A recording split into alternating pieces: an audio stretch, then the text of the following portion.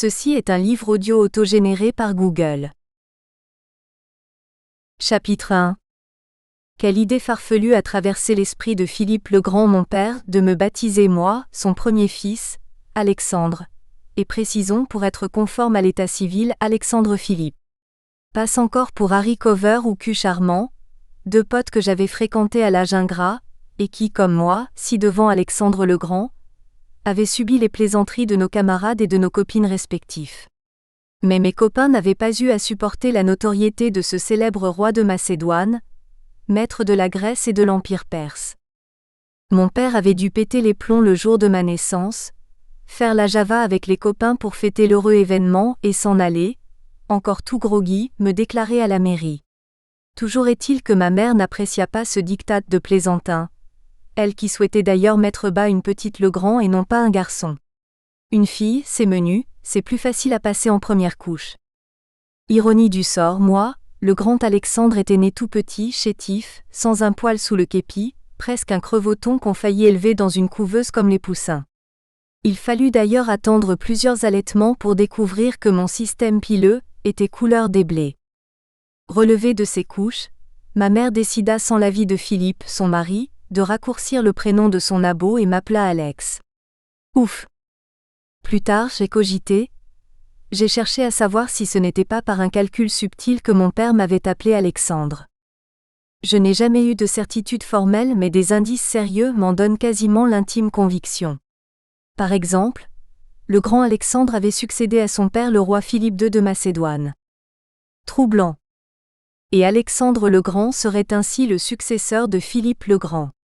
Élémentaire, mon cher Dr Watson. Philippe II avait conquis la Thrace au IVe siècle avant JC. Philippe le Grand voulait-il donc laisser des traces par l'intermédiaire de sa progéniture? Astuce? Coïncidence? Préméditation?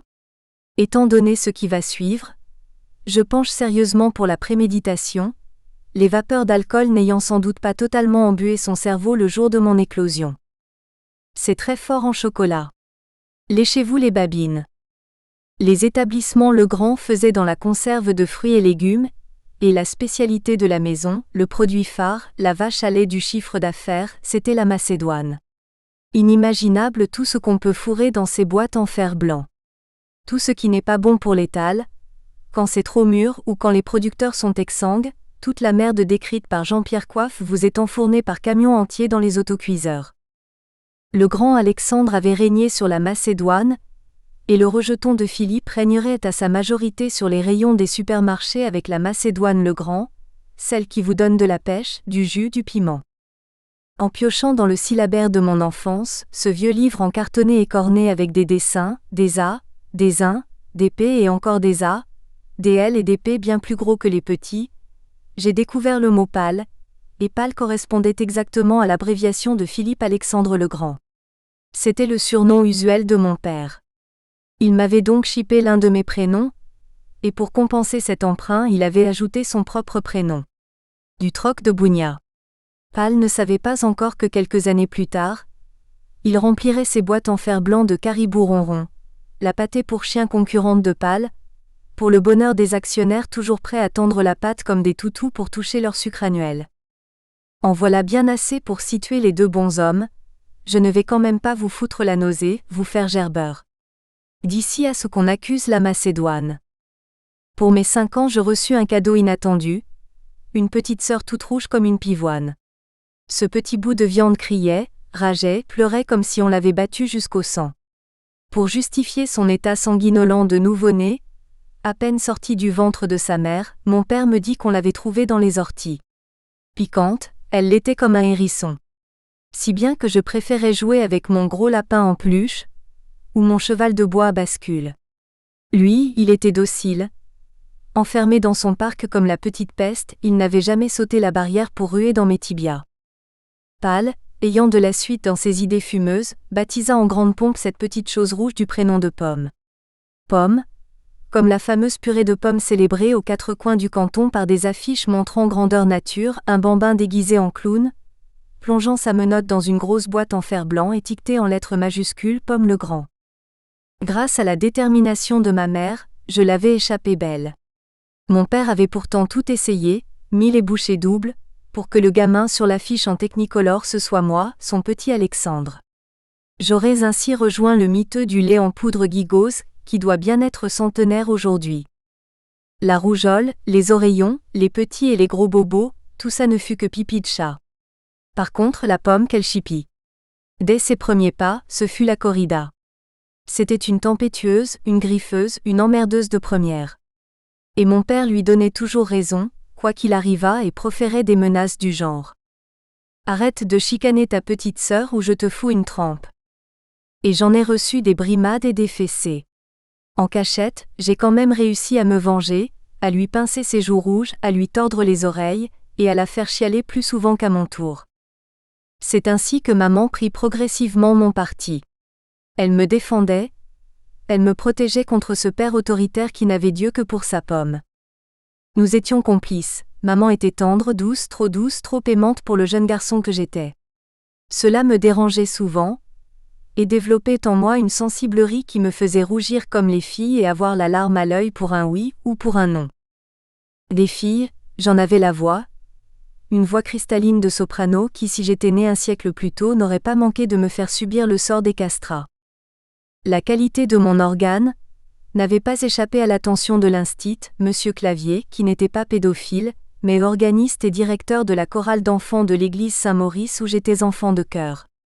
À l'école, aux leçons de solfège, j'avais le privilège de donner le la à mes camarades et de sauter la récréation, retenu par l'instit pour une leçon particulière. J'ai donc bouffé des gammes, des do, des ré, des mi, des fa, et j'en passe à la place des tartines au chocolat.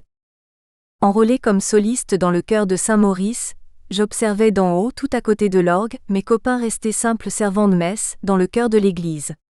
J'en ai poussé à tuter accent aigu te des cailleries, des glorias, à faire cliqueter le cristal des pendeloques au lieu de branler le goupillon et l'encensoir. Quelle promotion! Pal n'était pas peu fier de son rejeton. Il ne manquait aucune messe chantée, alors qu'auparavant c'est juste s'il daignait faire ses Pâques et assister à la messe de minuit. Pour le remercier de sa générosité, le comité du chœur l'élut membre donateur. Ma nomination au chœur de Saint-Maurice me dispensait dorénavant de servir les messes et en particulier, les matinales, en semaine, à l'heure du laitier. Ces matins-là, je devais sauter le petit déjeuner à pieds joints pour rejoindre de suite l'école primaire à 7h30. Il était hors de question qu'un enfant de chœur échappe au sacrement de l'Eucharistie, en prétextant qu'il n'avait pas le ventre vide. La messe dite, je dévalisais la réserve des hosties, surtout les grosses, celles destinées au curé pour l'élévation. Cet encas frugal s'accommodait fort bien d'un gorgeon de vin de messe, et la barre de chocolat noir que maman avait glissée dans mon cartable. L'apothéose fut la soirée annuelle que le chœur donna à la salle paroissiale pour les bonnes œuvres du curé qui, peu de temps après, changea sa vieille Juve à 4 contre une 2 chevaux gris souris du plus bel éclat. Nous avions répété tout l'hiver des chants folkloriques, des sérénades sentimentales, à Madeleine, pourquoi donc as-tu pleuré, où je donnais la réplique à la fille du boucher qui se prénommait Daniel, sans doute pas tout à fait par hasard. Dans la boutique de son père, Monsieur Porchet, était suspendu de gros jambons San Daniel qu'il débitait en fines tranches à l'aide d'une sorte de baïonnette. À l'entracte, nous passions entre les rangs des paroissiens pour leur vendre des billets de tombola qui s'arrachaient comme des petits pains. On me félicitait, on m'embrassait à me faire rougir comme la pomme. À la fin du concert, Monsieur Clavier annonça, avec un peu de regret dans la voix, que le petit soprano quitterait l'école primaire au printemps pour s'en aller poursuivre ses études, à l'automne, comme interne au petit séminaire de Voiteur. Les gens applaudirent à tout rompre, si bien qu'il m'a fallu chanter à nouveau la Madeleine avec la Daniel. Chapitre 2. Maman m'avait préparé un trousseau, des linges, des serviettes, des caleçons, des chemises et des culottes sur lesquelles elle avait brodé patiemment mes initiales Al. Le jour du départ à la fin septembre, Pal nous emmena, maman et moi, à la gare. Il nous aida à porter les 2 grosses valises le long du quai, puis à les hisser dans le wagon d'un train tellement long qu'on ne voyait ni la tête, ni la queue. C'était la première fois que je quittais ma famille et la petite ville de Sens pour aller vivre au loin dans une région, le Jura, que je ne connaissais pas. J'étais émue comme mon père en l'embrassant, en lui faisant des signes d'adieu alors que le chef de gare sifflait le départ de ce long serpent vert. La présence de maman me réconfortait, et j'étais fière de partir comme un grand. Il nous fallut changer de train 2 fois pour embarquer ensuite, à Mouchard, dans une Micheline rouge, bondée de gamins de mon âge et d'autres plus âgés qui rejoignaient également l'internat. Cette machine pétaradante sillonna la campagne pour nous déposer dans le village de Voiteur, proche de Lons-le-Saunier. De là, un autocar nous emmena aux abords d'un château entouré de hauts murs.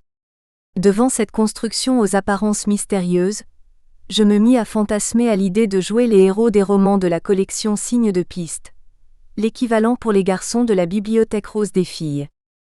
En fait, bien loin d'un cadre de roman d'aventure, l'internat chez les missionnaires allait m'aguerrir. Lever 6 heures, puis messe, études, petit déjeuner, silence et c'était parti pour une journée d'enfer, que dis-je un trimestre entier sans retour au bercail.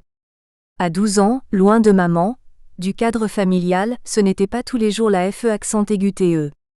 Sans oublier les moqueries de mes cons de disciples qui s'abattaient sur moi comme un orage au mois d'août, du genre, le petit le grand haut comme 3 pommes, le légume miniature, le petit cornichon qui dort avec ses copains dans une boîte de sardines et joue au football sur une table de ping-pong. Du coup, j'étais devenu le leader des petits, le porte-drapeau des souffres-douleurs. Rôle que j'avais déjà tenu à l'école primaire car les grands ont toujours eu un malin plaisir à s'acharner sur les petits. Le seul moyen de les moucher ces gros corneaux, de planquer mes complexes au rencard, c'était d'être le meilleur en classe, ce que je m'appliquais chaque jour. Entre nous, je n'avais qu'à m'en prendre à moi-même car c'est tout seul que j'avais pris la décision de préparer mon bac en internat chez les curés, à l'autre bout du pays. Paul était devenu furax à l'idée que son fils allait entreprendre des études classiques. À son avis, l'héritier pressenti d'une conserverie doit suivre la filière normale, la technologie de la mise en boîte et les études de commerce pour ouvrir de nouveaux marchés à l'exportation, dans les futures ex-colonies, en Afrique, aux Indes abandonnées en 1947 par les sujets de Sa Gracieuse Majesté britannique. Ma décision irrévocable mit fin à cette litanie de Le Grand Seigneur. Avec le recul, il me fallut bien admettre que Philippe le Grand, mon père, ce sacré petit chef d'entreprise paternaliste, avait pressenti une décennie avant les autres, le grand chambardement de la décolonisation. C'est l'occasion de me montrer pour une fois, fait play avec lui. Coïncidence. Ce fut à cause de l'Afrique que je m'étais retrouvé chez les curés, au petit séminaire. À cause d'un père blanc de retour de chez les Noirs. À l'époque, les paroisses de chez nous avaient la coutume de recevoir ces missionnaires d'Afrique noire à Pâques ou à la Noël, pour leur demander de confesser les bigots de leurs péchés inavouables. Ils prêchaient l'évangile colonial et quêtaient pour les petits nègres de la crèche, qui eux, au moins, disaient merci en hochant la tête à chaque petite pièce glissée dans la tirelire. Et comble de malice, en sensibilisant ainsi les minots, ces missionnaires les attiraient dans leur collège, les conditionnaient à longueur d'année pour les basculer, ni une ni deux, au grand séminaire et les enrober de noir ou de blanc en fac de théologie. C'était la loi des statistiques. Plus on en captait au départ de ces boutonneux, plus on avait de chances d'assurer la relève des pères blancs, ces grands échassiers qui s'en retournaient le jabot plein, saison après saison, de l'autre côté de la Grande Bleue. Avais-je succombé au sermon altruiste de ce père, qui ne ressemblait en rien au mien ? Était-ce cette extrême sensibilité distillée à dose homéopathique par maman, ou l'amour infini que j'éprouvais pour Jésus-Christ ? Nous espérons que vous avez apprécié cet aperçu. Pour continuer à écouter ce livre audio sur Google Play Livres, utilisez le lien dans la description de la vidéo.